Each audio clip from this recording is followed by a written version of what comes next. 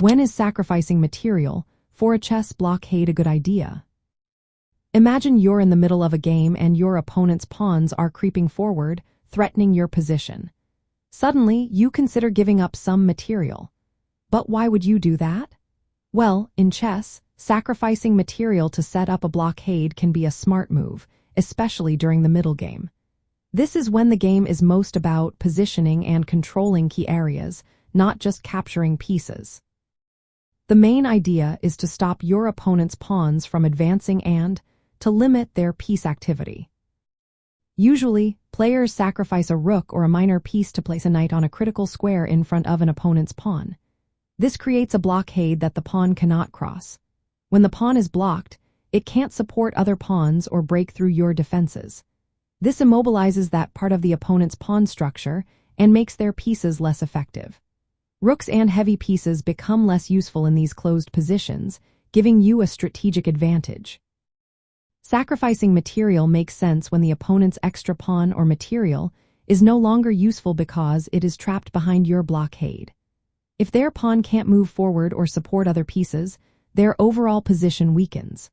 Also, if your sacrifice helps you establish a strong outpost for your knight or other piece, it can pay off. Outposts are squares where your piece can stay active and control important parts of the board.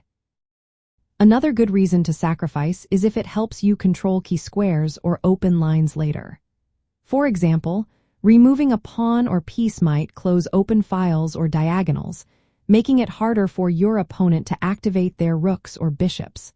This can lead to better piece placement for you and restrict their options.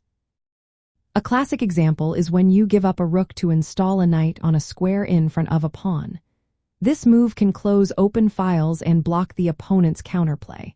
It might seem risky at first, but if the resulting position gives you more control and limits their counterattacks, it can be worth it. Before making such a sacrifice, you should ask yourself if the positional benefits outweigh the material loss. Do you gain control of important squares? Is your piece activity better?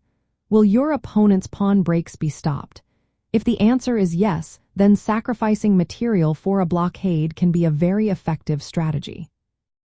Remember, this isn't about quick tactics or immediate gains. It is a long-term plan to dominate the position through careful placement and control. When you see a chance to create a strong, lasting blockade that neutralizes your opponent's material advantage and improves your piece activity, it is often a good idea to sacrifice. This approach can turn a material deficit into a strategic victory, especially in the complex middle game battles.